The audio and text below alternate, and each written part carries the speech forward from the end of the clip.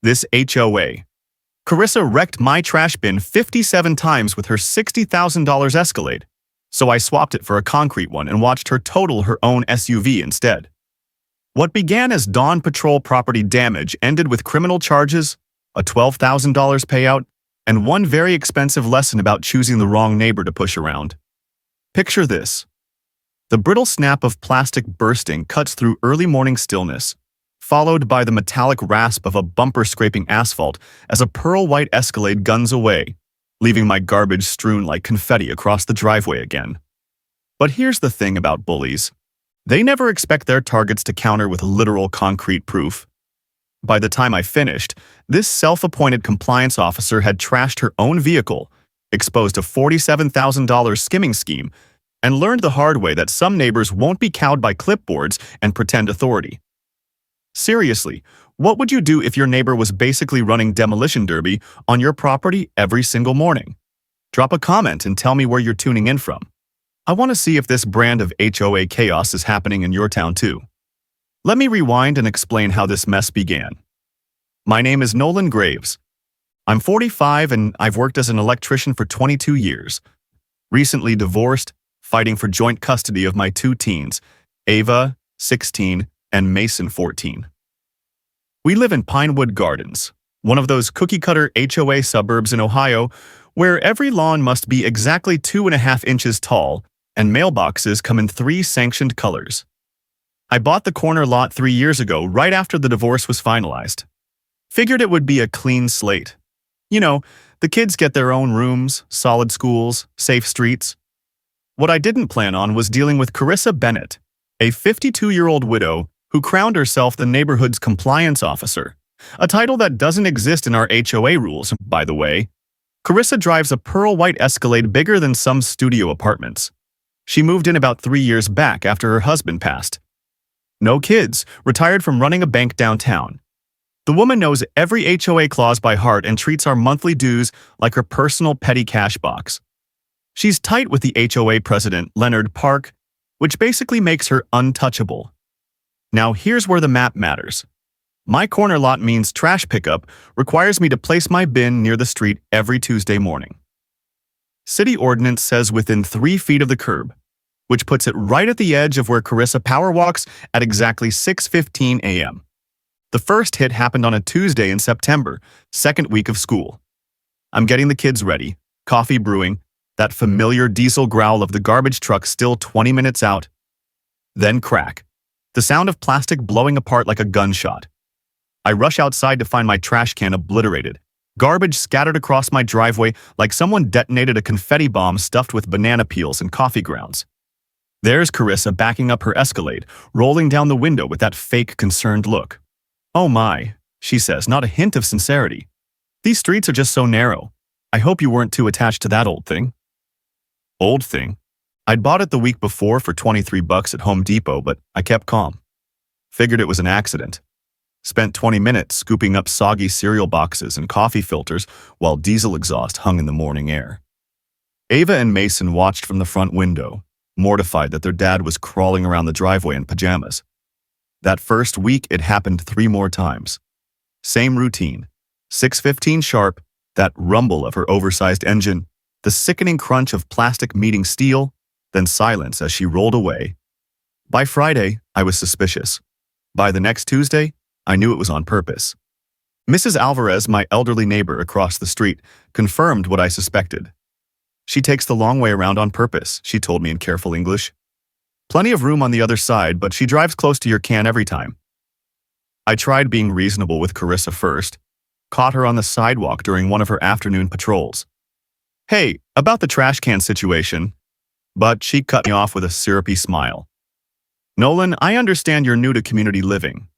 These streets were designed for standard vehicles, not oversized containers blocking traffic flow. Perhaps consider placement timing adjustments." Placement timing adjustments, like there's a magic hour when the garbage truck doesn't need the bin at the curb. That night, I started digging into property rights, HOA bylaws, municipal codes.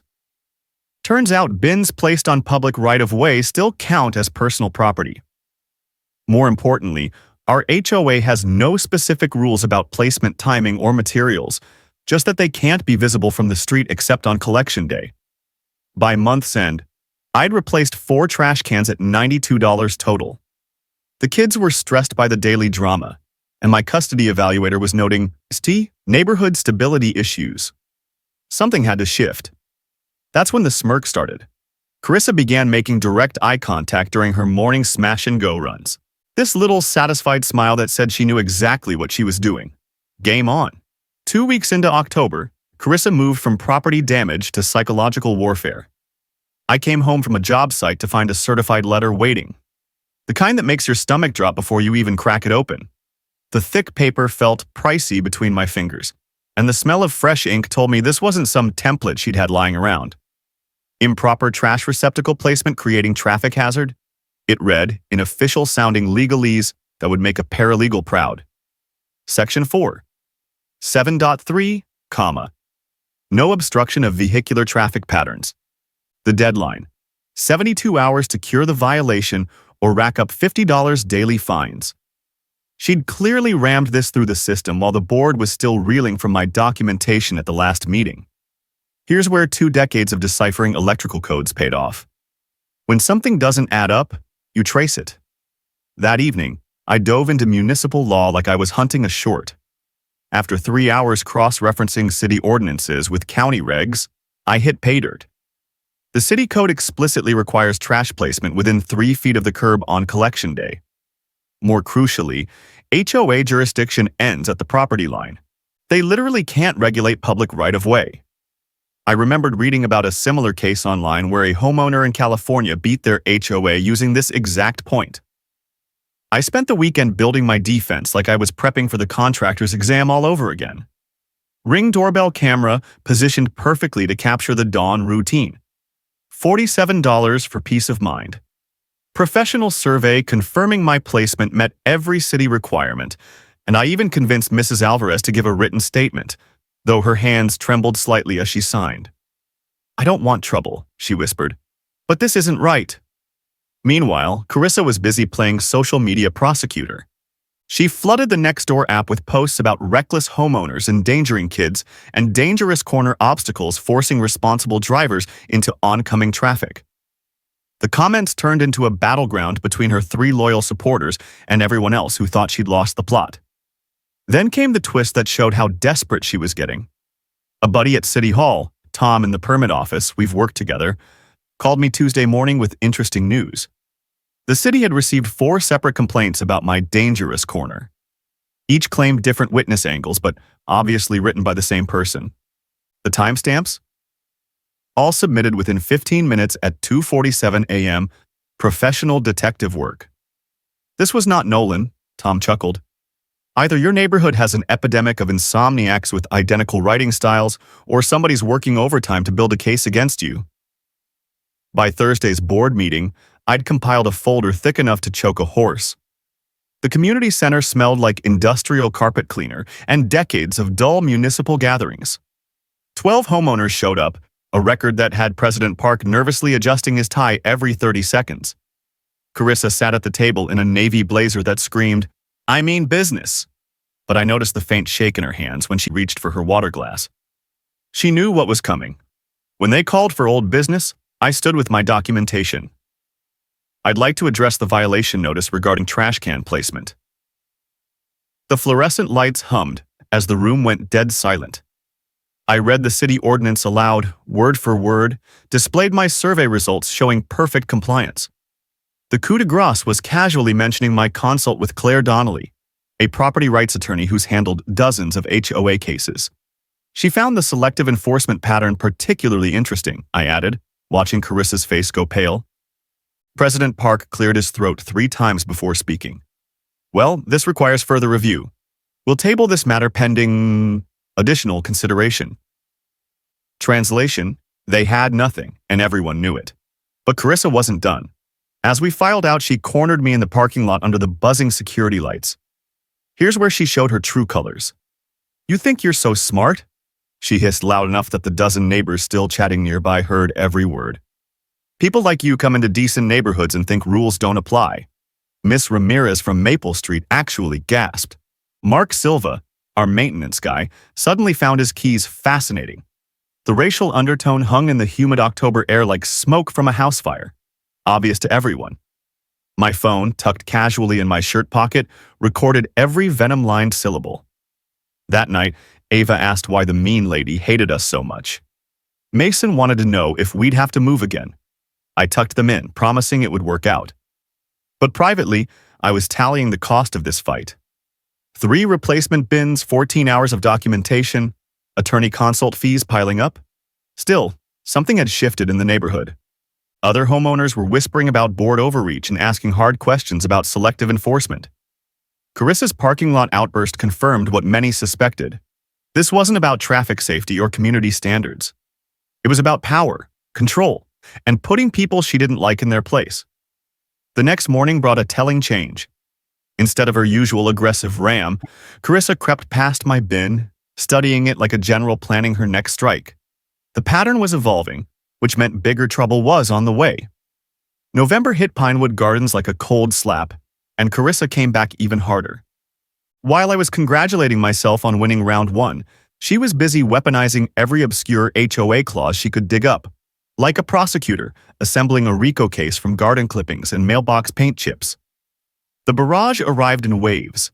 First, a violation about my grass height, apparently 2.75 inches exceeding the 2.5-inch maximum by a scandalous quarter-inch.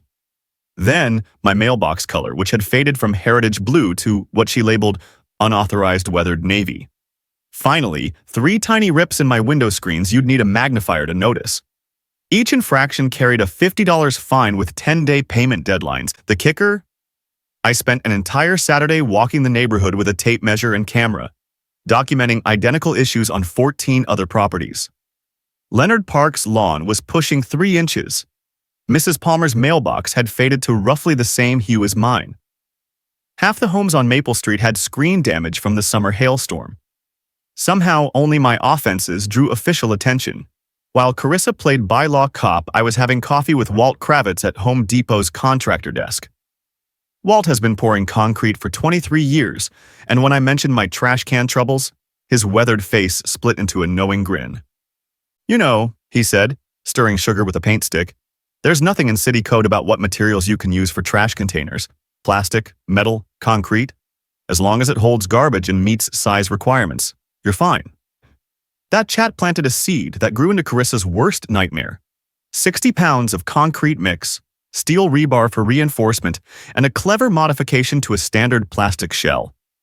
Total cost: $47 versus the $350 I was staring at in mounting fines and replacement cans. But first, I had to counter her harassment blitz. Tuesday night, I built a comprehensive photo file of every comparable violation in our subdivision. Wednesday morning, I filed a formal complaint with the board for selective, discriminatory enforcement. Here's something 2 decades of permit work taught me. Bureaucrats hate when you use their own systems against them. My complaint forced the board to either apply rules uniformly or admit they were targeting me. Neither option helped Carissa. The real twist came when I analyzed the demographics of her targets. Over the past year, Carissa had issued 67 violation notices. 49 went to single parents, seniors, or minorities. Only 18 hit married couples or long-timers. The pattern was so blatant, it practically begged for litigation. I remembered Fair Housing Act precedents. Discriminatory enforcement by HOAs can trigger federal inquiries. The mental image of Carissa explaining her citation patterns to a civil rights attorney made me smile for the first time in weeks. Friday afternoon, I kicked off the weekend concrete project. Ava and Mason thought it was hilarious, helping me mix cement in the garage while classic rock crackled from my paint-splattered radio. The tang of curing concrete brought back memories of helping my dad pour a basement floor decades ago. That distinctive alkaline scent of something permanent being made. The engineering was simple and effective. A hollow bottom section for weight distribution, drainage holes preserved for function, and an exterior indistinguishable from every other bin on the block. From the curb, it looked completely normal. Inside, 60 pounds of steel-reinforced concrete waited to teach a physics lesson about immovable objects. Monday morning, I set my newly fortified bin in the usual spot. 6:15 arrived on schedule with the rumble of Carissa's oversized engine. But this time her approach was slower, more wary. She'd noticed it looked identical yet felt suspicious. The first hit landed around 15 miles per hour, her go-to ramming speed. The sound was different, no brittle snap of plastic, just a solid thunk followed by the screech of metal on concrete. Her running board crumpled like foil while my bin sat there looking mildly offended. I watched from the kitchen window, coffee warm in my hands, as she idled for 30 seconds, clearly baffled.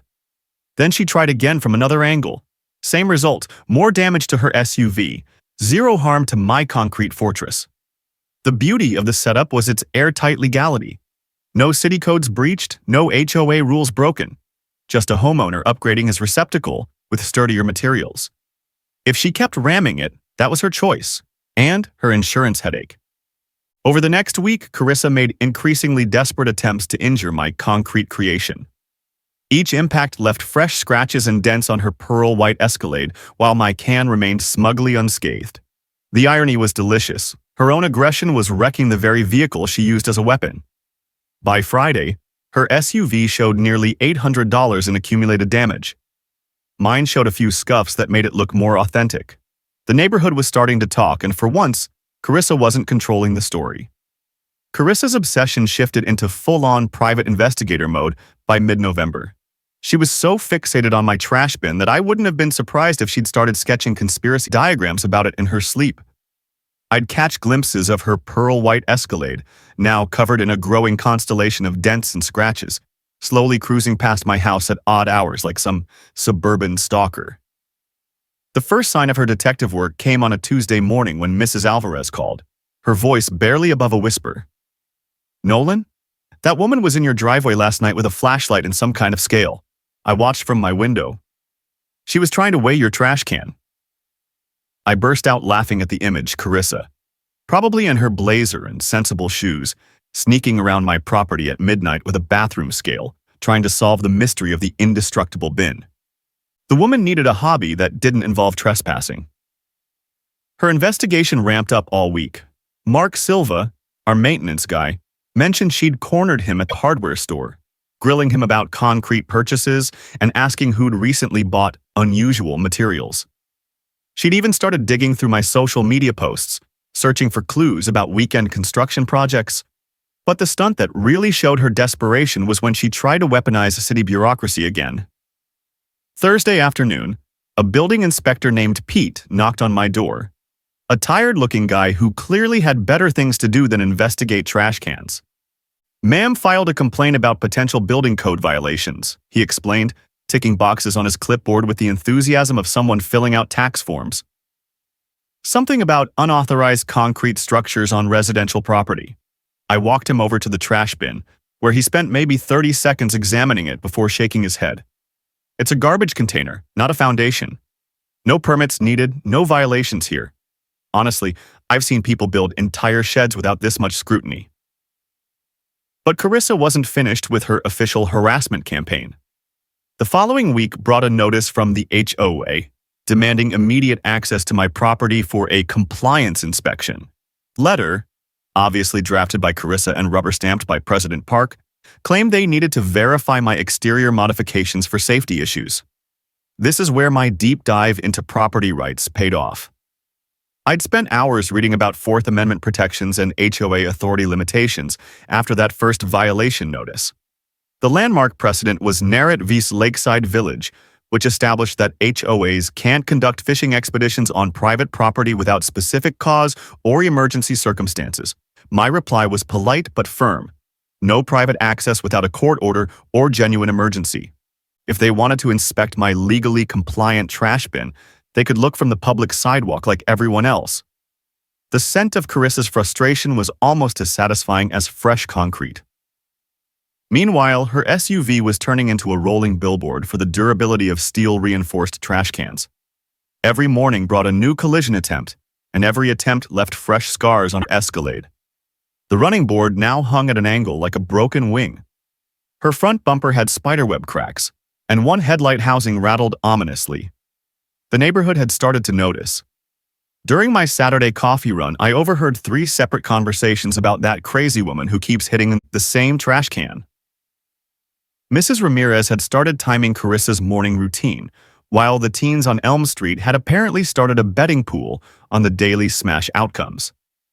Ava found the whole thing both hilarious and embarrassing. "Dad, kids at school are asking if we're the family with the concrete can lady," she told me over dinner. "I don't know whether to hide or take credit for having the coolest revenge story in town." Mason, ever the pragmatist, wondered if we could sell tickets to the morning entertainment.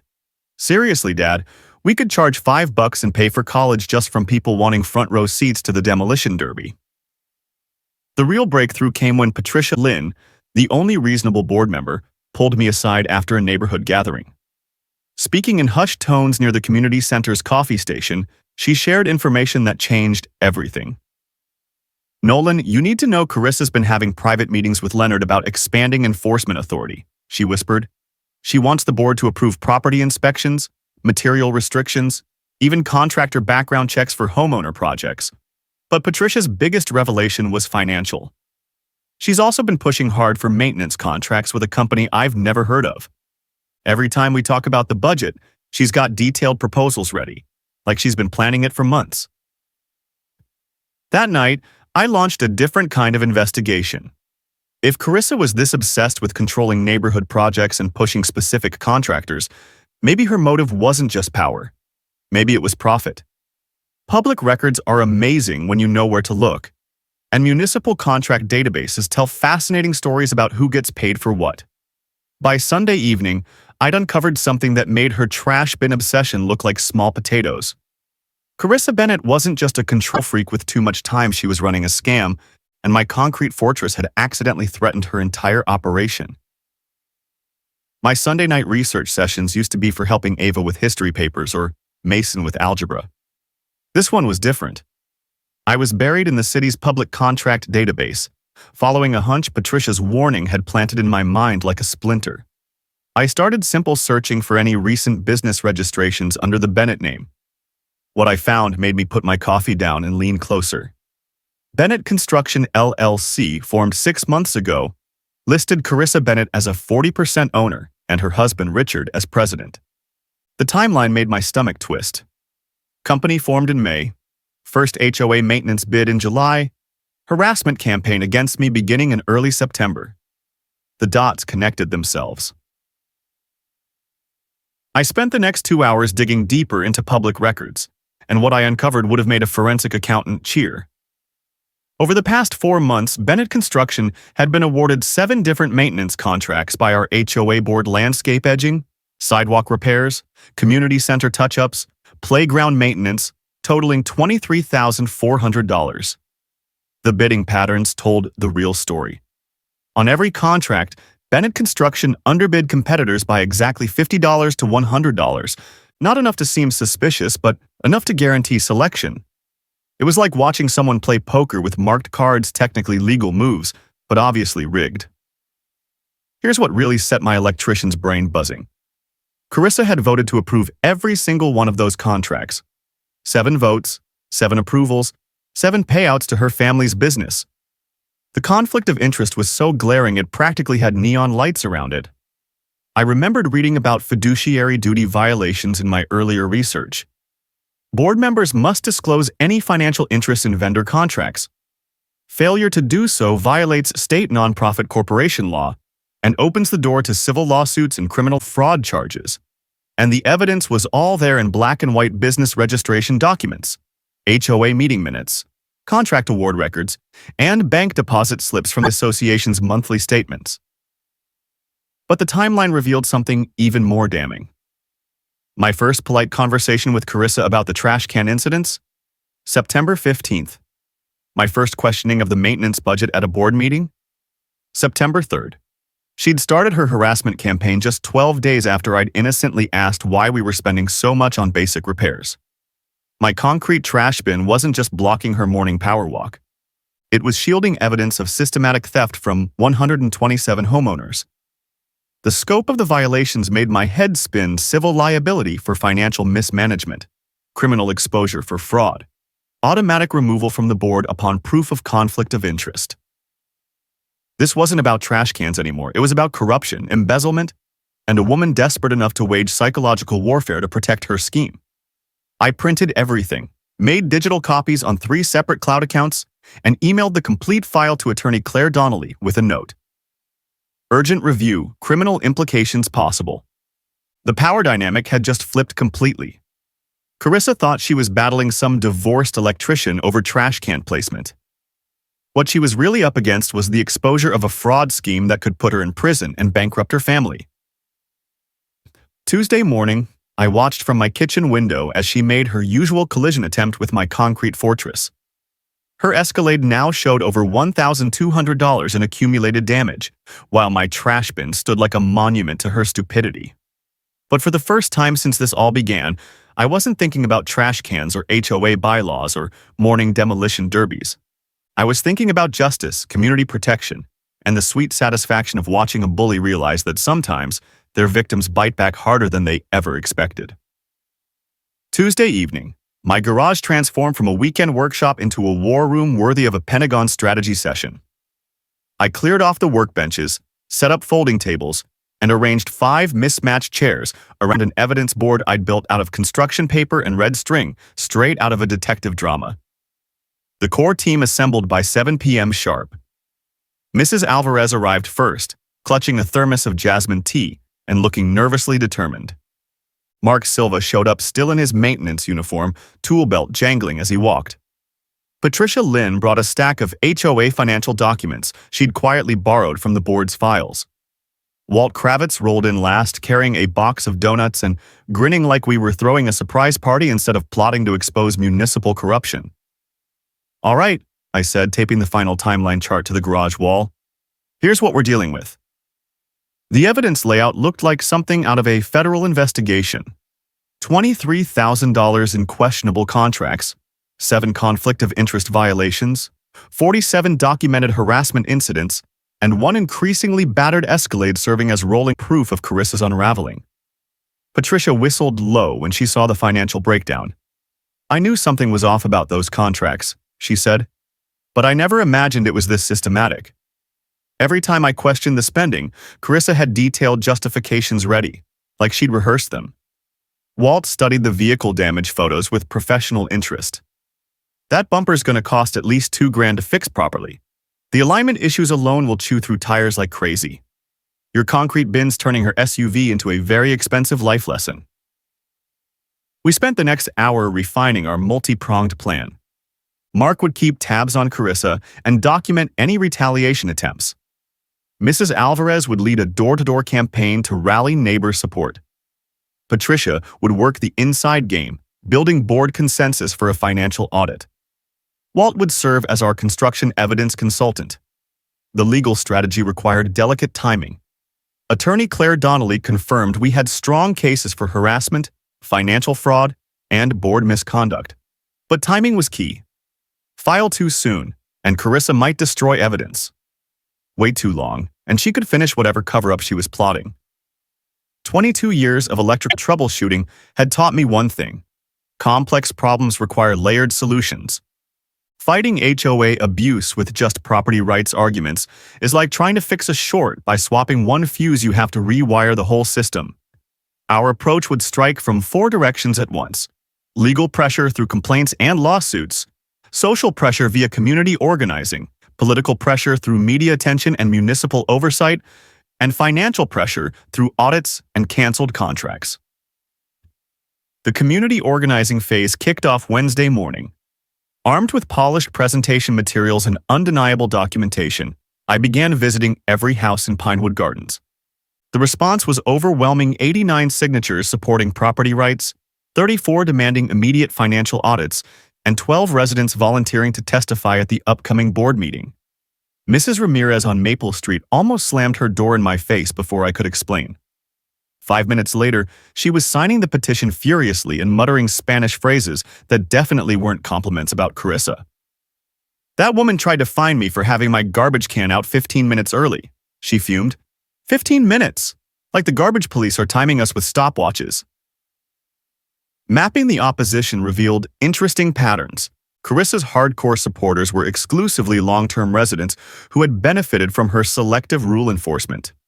Fence sitters were mostly newer homeowners afraid of property value drops or board retaliation. Everyone else was ready for accountability. Media preparation took 3 days of careful planning. Channel 7's investigative team specialized in municipal corruption stories, and reporter Sarah Lynn had covered similar HOA scandals across the metro area. The press kit we built included detailed timeline graphics, expert legal commentary, and 12 minutes of edited footage showing Carissa's escalating collision attempts. The social media campaign exploded faster than I'd expected. The Pinewood Gardens Transparency Facebook group gained 67 members in just 4 days, with neighbors sharing their own stories of harassment, selective enforcement, and shady financial dealings. Someone uploaded a time-lapse video of Carissa's morning routine set to circus music, and it went viral across suburban community groups. Meanwhile, my concrete trash bin continued serving as both evidence and entertainment. Thursday morning brought collision attempt number 53, leaving a headlight housing dangling like a broken tooth. Neighborhood kids started gathering at bus stops early just to witness the daily demolition derby. Ava reported that her classmates were calling us the family with the indestructible trash can. Mason started charging his friends 50 cents each to watch a video compilation on his phone. The story was spreading beyond our neighborhood faster than gossip at a church picnic. By Sunday evening, every piece was in place. The board meeting was scheduled for Tuesday night. Media interviews were lined up for Wednesday morning. Criminal complaints were prepared for filing Thursday. A total of 118 residents had committed to attending the confrontation, with 17 planning to speak during public comment. The coalition was built, the evidence was airtight, and Carissa had no idea what was coming. It was time to bring the hammer down. The weekend before the board meeting ambush, Carissa completely lost control. Desperation has a particular scent like burnt coffee and panic sweat, and it radiated from her every move.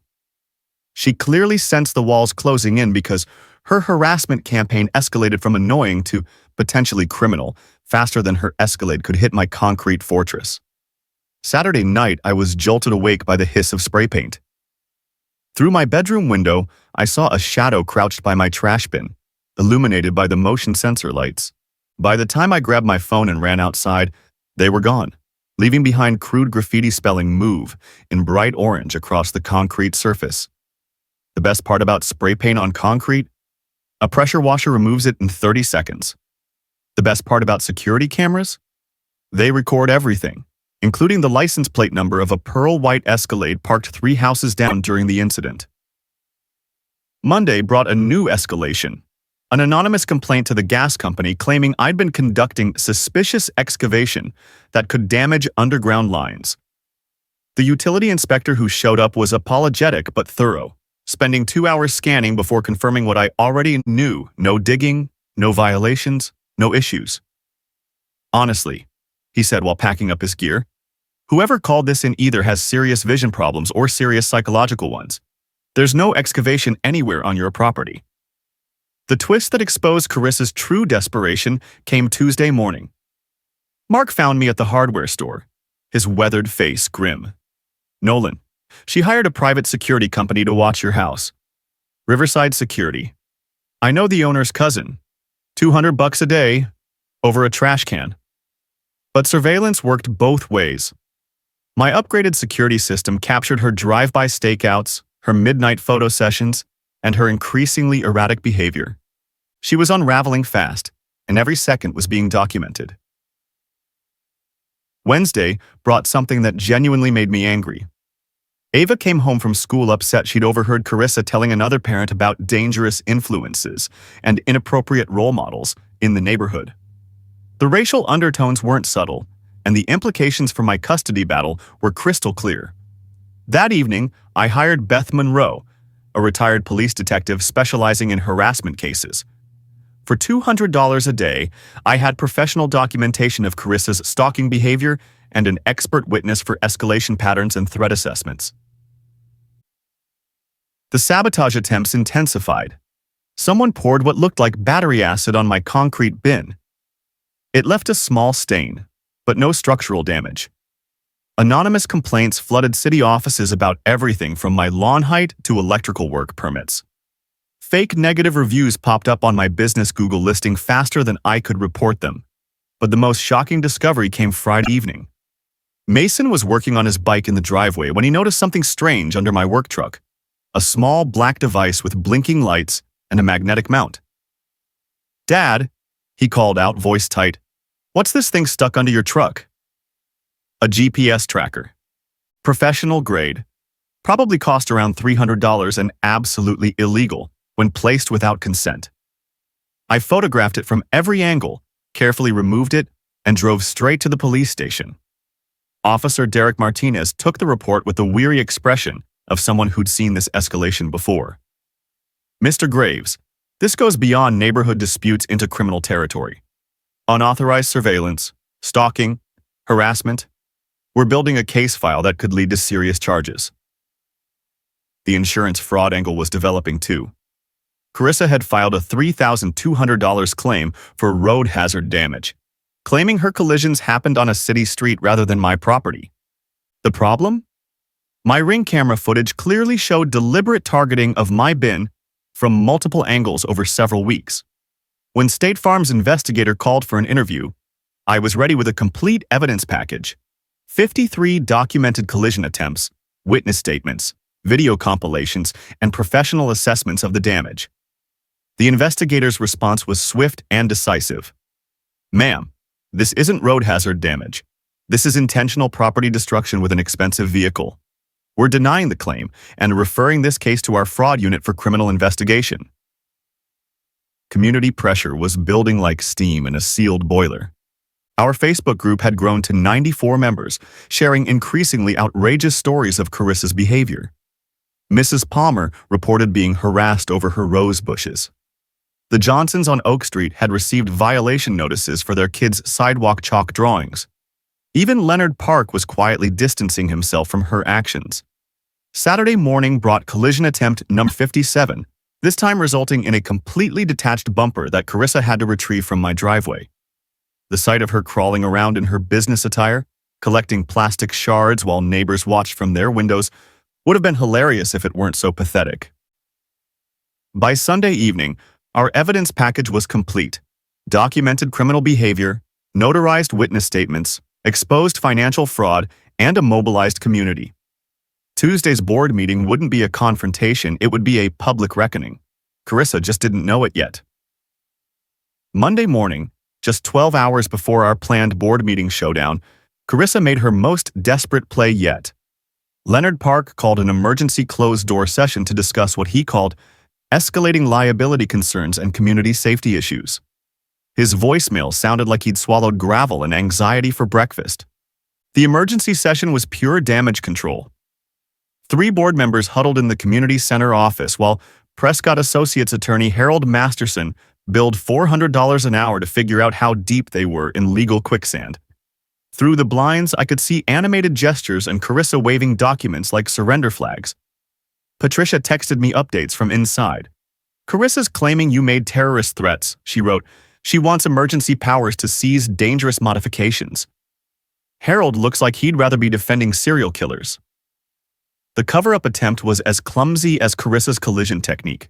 Someone had backdated conflict of interest disclosure forms for Bennett Construction, but the digital timestamps on the HOA's email server told a different story. You can't retroactively create ethics compliance, especially when the original contract votes are recorded in public meeting minutes. Meanwhile, the insurance investigation was gathering momentum faster than Carissa's escalade, hitting my concrete fortress. State investigator Maria Santos subpoenaed HOA financial records, board minutes, and all communication between Carissa and the association's insurance carrier. The paper trail was as subtle as a train wreck in slow motion. Tuesday afternoon brought the most shocking twist yet. Richard Bennett, Carissa's husband, called me directly, something that clearly took more courage than I expected from a man watching his wife destroy their life savings one collision at a time. "Nolan," he whispered, "this has to stop. She spent $8,000 on lawyers, surveillance, and repairs. Our insurance was canceled. The business is losing contracts. I need to know, what would it take to make this go away?" I almost felt sorry for him. Almost. Richard, I said, your wife stalked my family, vandalized my property, committed insurance fraud, and embezzled from 127 homeowners. This doesn't go away with an apology and a check. The next twist showed just how desperate they'd become.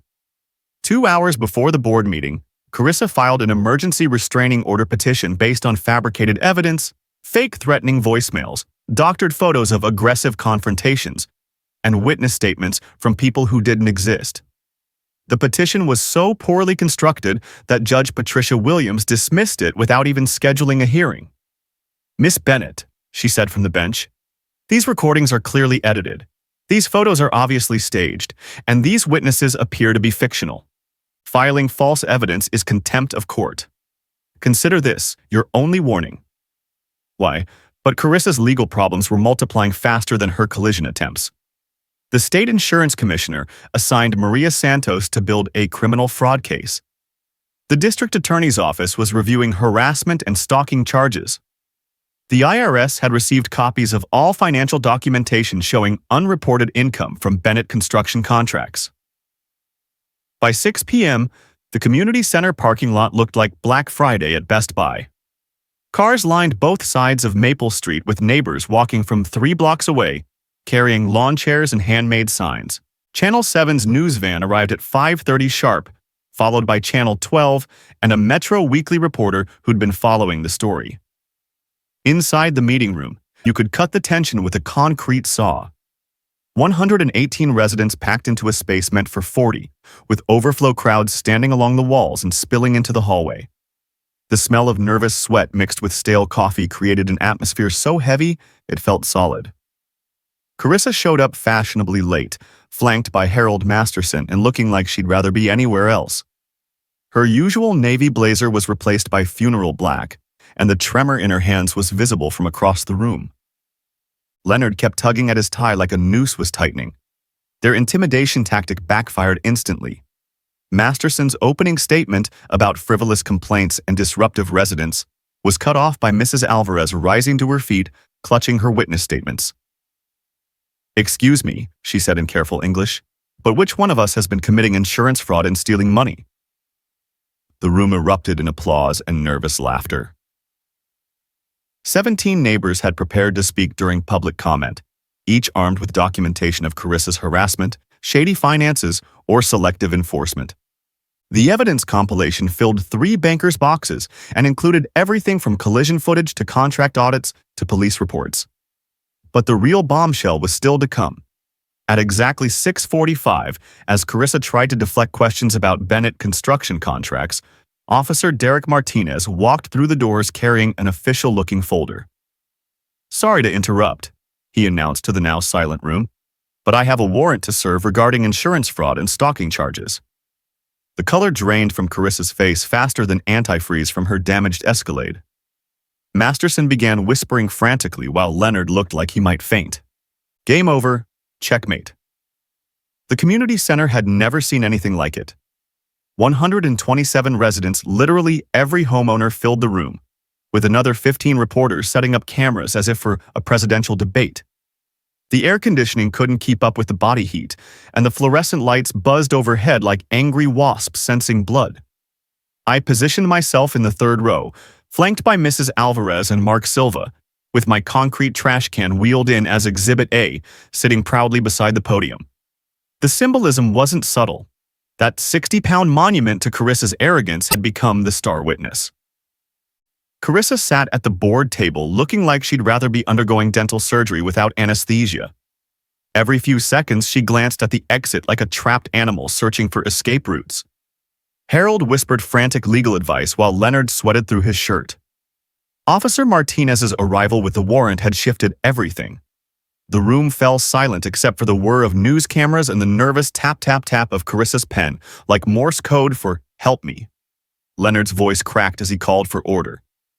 "We'll now hear public comments regarding recent community concerns." I was the first to stand, carrying my presentation boards like a prosecutor addressing a jury. The room was so quiet you could hear the hum of the exit sign transformer.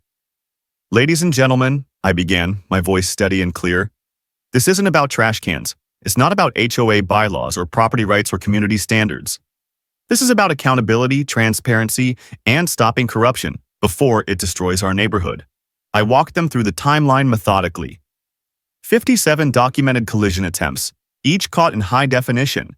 The illegal GPS tracker placed on my truck, the spray paint vandalism caught on camera, the fake insurance claims that amounted to felony fraud.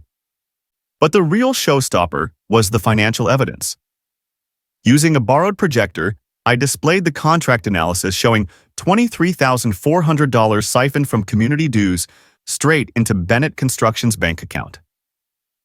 Every month, you've been paying higher fees to fund Mrs. Bennett's personal business, I announced, watching jaws drop across the room.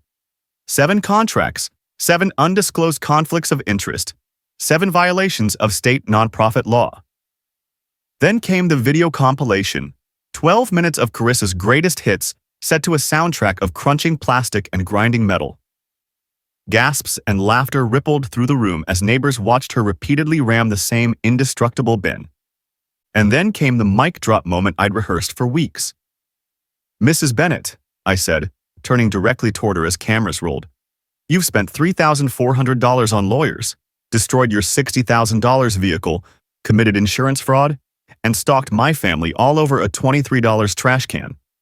But the real crime is the $47,000 you've stolen from this community through your family's construction company." The room erupted. Neighbors who'd been quietly grumbling about rising HOA fees suddenly understood where their money had gone. Mrs. Ramirez stood up shouting in rapid Spanish that definitely wasn't flattering. Teenagers from Elm Street started clapping like it was a concert. Carissa's response was everything I'd hoped for. She shot up from her chair like a jack-in-the-box, her carefully crafted composure shattering. "This is harassment!" she screamed, her voice hitting pitches that probably upset dogs 3 blocks away. "These people don't understand property values or community standards. They move into decent neighborhoods and think rules don't apply." The racial undertones hung in the air like smoke from a burning house. Channel 7's camera caught every word, every gesture, every second of her meltdown.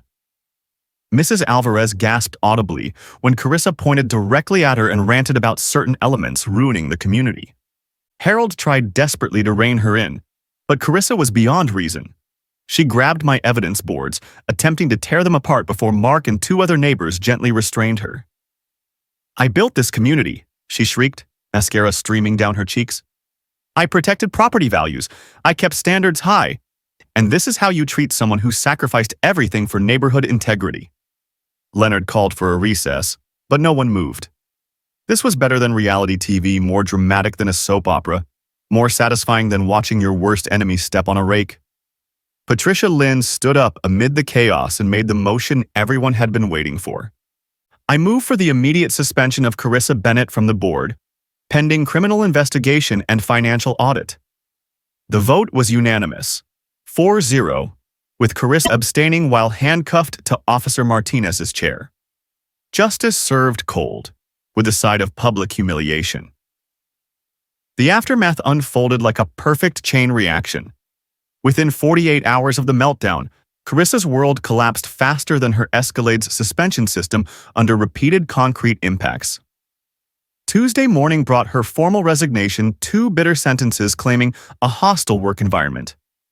By Thursday, the district attorney filed insurance fraud charges carrying up to 6 months in jail and $5,000 in fines. Her insurance license was revoked by Friday afternoon, followed by Bennett Construction's contractor certification being suspended. The financial reckoning was swift and brutal. Our emergency HOA audit, conducted by Patterson Associates CPAs, recovered $47,000 in overcharges and bogus contracts. Every homeowner received a $370 refund check by Christmas, the sweetest holiday gift Pinewood Gardens had ever seen. Richard Bennett called me one final time, his voice hollow with defeat. "The civil settlement check is in the mail," he said quietly. $12,500, as agreed. Carissa wanted me to tell you she's moving to Florida to live with her sister. I almost felt sorry for him. Almost. Then I remembered the GPS tracker, the fake insurance claims, and the months of harassment. Some lessons come expensive, and this one cost them everything. The governance transformation was remarkable. Patricia Lynn won the special election for board president by unanimous vote, running on a platform of transparency and community involvement. The new board implemented strict conflict of interest disclosure rules, monthly financial reports, and public bidding processes that would make city governments proud. Our first community project under the reformed leadership was the playground renovation funded entirely by the recovered embezzlement money. Watching Ava and Mason help design the new equipment alongside neighbors who'd once whispered about our disruptive family felt like emotional vindication wrapped in progress. The legal impact reached far beyond our neighborhood. Graves vs. Pinewood Gardens HOA was cited in a dozen property rights cases across Ohio. The state legislature passed the HOA Accountability Act, mandating financial disclosure and audit procedures that investigators called the gold standard for municipal oversight. Channel 7's investigative series won a regional Emmy for exposing suburban corruption, and reporter Sarah Lynn still calls me sometimes for commentary on HOA reform. The original collision videos have been viewed over 200,000 times on YouTube, inspiring similar resistance movements from Toledo to Cincinnati. My concrete trash bin became a neighborhood legend. We moved it into the community center lobby as a permanent display, complete with a bronze plaque reading Property Rights Protected 2023. New homeowners hear the full story during orientation, and visiting contractors often ask to see the famous indestructible bin that brought down a corrupt board. But the real victory was community healing. The Concrete Can Days festival we started draws families from 3 nearby developments every September, featuring bounce houses, barbecue contests, and workshops on homeowner rights. Last year's attendance topped 800, turning our trauma into triumph and our resistance into celebration. The scholarship fund I launched with the settlement money has already helped 4 students attend college. The Nolan Graves Property Rights Scholarship prioritizes applicants who demonstrate creative problem-solving in the face of institutional opposition, future fighters who refuse to accept injustice quietly. Ava and Mason learned lessons about standing up for principles that no civics class could teach. Ava's college essay about fighting corruption with concrete evidence earned her admission to 3 journalism programs. Mason started a YouTube channel called Suburban Justice, covering HOA disputes across the Midwest with the passion of a teenage investigative reporter. The personal healing surprised me most. My custody evaluation improved dramatically after the community rallied behind our family. The judge noted that children benefit from seeing parents defend principles and protect family interests through legal channels rather than violence or surrender. My electrical contracting business grew through referrals from neighbors who'd seen my meticulous documentation and strategic thinking. Apparently, solving HOA disputes translates well to complex wiring projects. My reputation for getting results the right way opened doors across the county. Sometimes David really does beat Goliath, but only when David comes prepared with evidence, allies, and 60 pounds of steel-reinforced concrete. Drop a comment and share your HOA nightmare story. Let's build a database of corruption and help each other fight back. Hit that subscribe button if you want more stories where the little guy wins with preparation, patience, and perfect timing. Justice tastes best when served with community support and creative problem solving.